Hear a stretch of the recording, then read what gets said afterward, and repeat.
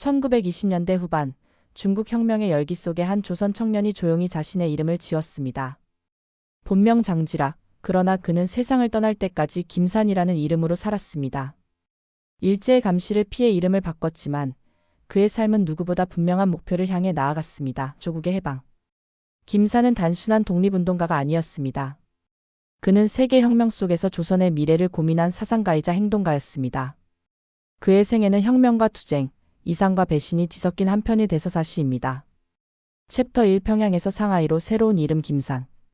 1905년 평양에서 태어난 장지락은 어려서부터 일본 제국의 강압적 지배 아래 놓인 조선의 현실을 뼈저리게 체험했습니다.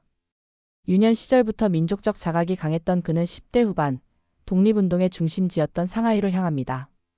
이곳에서 그는 신한청년단과 같은 항일 단체들과 접촉하며 혁명적 사상에 눈을 뜨게 됩니다. 특히 상하이 임시정부와의 교류를 통해 그는 단순한 민족주의를 넘어 국제주의적인 시각으로 조국 해방을 바라보기 시작했습니다. 이 시기 그는 김산이라는 가명을 사용하기 시작했습니다. 이는 일제의 감시망을 피하고자 한 실용적 이유도 있었지만 동시에 새로운 정체성의 출발을 의미하기도 했습니다. 그는 조선인이자 혁명가로서의 운명을 스스로 선택하고 받아들였습니다. 이후 김산은 중국 내 여러 지역을 돌며 혁명활동을 전개했고 점차 중국 공산당과 가까워지며 사상적으로 더욱 급진적인 길로 들어서게 됩니다. 챕터 2 혁명의 불꽃 속으로 중국 공산당과의 결합. 김산은 중국 남방의 황푸군관학교와 우한 지역 등에서 군사훈련과 이론 교육을 받으며 공산주의 혁명 이론을 실천적으로 체득했습니다. 그는 조선 청년들에게 군사훈련과 정치교육을 병행시키는 역할을 맡았고 이는 조선인 항일 독립운동의 질적 도약에 큰 기여를 하게 됩니다. 그의 활동은 단순한 게릴라 투쟁이 아니라 체계적인 무장혁명으로서의 성격을 띠기 시작했습니다.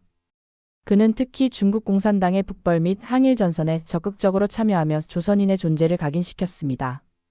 전투 중 여러 차례 죽을 고비를 넘겼지만 그는 조선의 독립이 없이는 아시아의 평화도 없다는 신념을 굽히지 않았습니다. 김산은 이념과 현실 사이의 긴장 속에서도 조선과 중국 혁명의 접점을 찾아 헤매던 진정한 국제주의자였습니다. 그의 활동은 점차 조선의 붉은 별이라 불릴 만큼 상징적이었습니다. 챕터 3 민족인가, 계급인가 사상의 균열. 혁명가 김산의 삶은 이념적 투쟁만큼이나 내면의 갈등도 컸습니다. 조국의 해방을 위해 공산주의를 선택했지만 그는 언제나 그 길이 조선의 독립과 어떻게 연결될지를 고민했습니다. 중국 공산당 내부의 권력투쟁과 파벌 싸움 속에서 그는 점차 한멸을 느끼기 시작합니다. 특히 스탈린주의의 강압적 노선과 조직 내 숙청의 공포는 김산에게 깊은 상처를 남깁니다. 그는 때로는 민족의식을 우선시했고 때로는 계급해방이라는 세계혁명의 이상을 좇았습니다. 이 두 갈래 길에서 그는 줄곧 균형을 찾으려 했지만 결국 그 누구도 완전히 만족시키지 못했습니다. 김산은 점점 중국 공산당 내에서 불편한 존재로 인식되기 시작했으며 그의 발언과 행동은 이단적이라는 평가를 받게 됩니다. 이상과 현실, 민족과 계급 사이에서 흔들리는 그의 내면은 시대의 비극 그 자체였습니다. 챕터 4 마지막 증언 웨일스와의 만남. 1937년 미국의 언론인 님 웨일스는 중국 혁명의 실체를 취재하던 중 김산을 만났습니다. 이 만남은 김산의 생애를 세상에 알리는 결정적 계기가 됩니다. 웨일스는 그의 치열한 삶에 깊은 감명을 받아 인터뷰 형식으로 그의 삶을 정리한 책 송 오브 아리랑의 노래를 집필합니다. 이 책은 이후 서구 사회의 조선의 독립운동과 동양의 혁명을 소개하는 대표적 문헌으로 자리잡게 됩니다. 김산은 웨일스와의 인터뷰에서 자신의 이상, 상처 회의, 그리고 조국에 대한 사랑을 여과 없이 드러냈습니다. 그는 자신이 걸어온 길에 대해 나는 진심이었고 그 진심이 이 세상을 조금이라도 바꿀 수 있기를 바랐다고 말했습니다. 하지만 불행히도 그의 말, 그는 중국 공산당 내부의 숙청에 휘말려 체포되고 처형당합니다. 그의 죽음은 중국과 조선, 두 혁명 사이에 놓인 진실의 종말처럼 느껴졌습니다. 챕터 5 혁명의 배신 숙청의 먹구름. 김산의 최후는 그의 투쟁만큼이나 비극적이었습니다. 1930년대 후반 중국 공산당 내부에서는 대대적인 숙청이 벌어지고 있었고 혁명 초기 멤버들조차 의심받는 자로 전락하는 일이 빈번했습니다.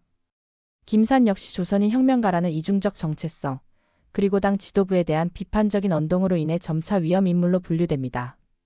이데올로기적 불순분자로 낙인 찍힌 그는 결국 혁명을 위해 함께 싸웠던 동지들에 의해 체포당합니다.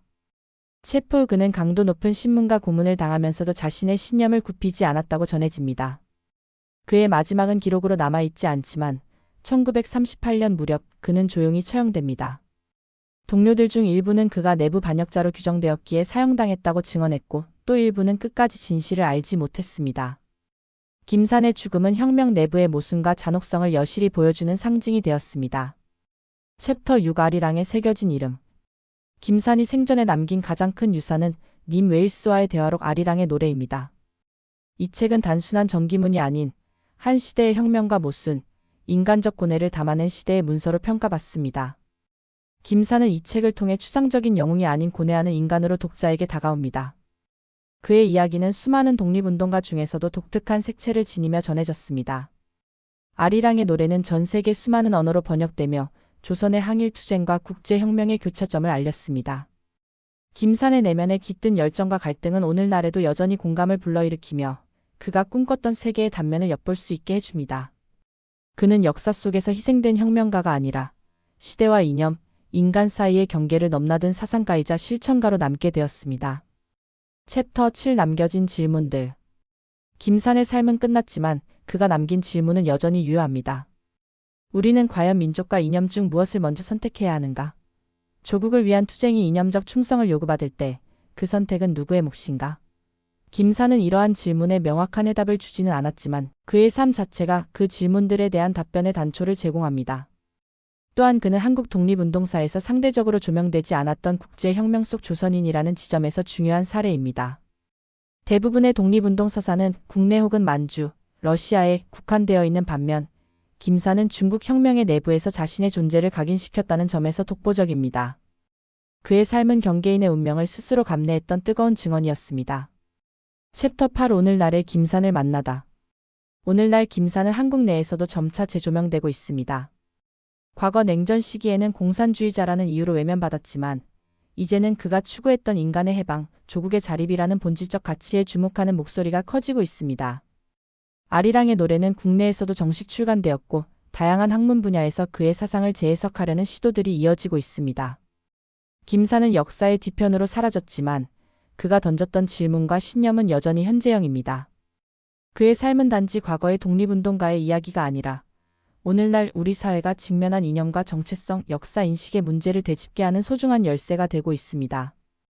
김산은 그렇게 다시 살아나고 있습니다. 책 속에서, 연구실에서, 그리고 사람들의 기억 속에서. 김산 혹은 장지락. 그는 한 사람의 이름이자 하나의 시대를 관통하는 사상이었습니다. 조국의 독립이라는 대 아래 그는 세계혁명의 한복판에서 싸웠고 결국 그 모순에 의해 사라졌습니다. 그러나 그의 이름은 님 웨일스의 펜 끝에서 다시 살아났고 오늘날 우리는 그의 진심과 고뇌를 되새기며 우리 시대의 정의를 묻습니다. 또 다른 이야기가 궁금하다면 구독과 좋아요 부탁드립니다.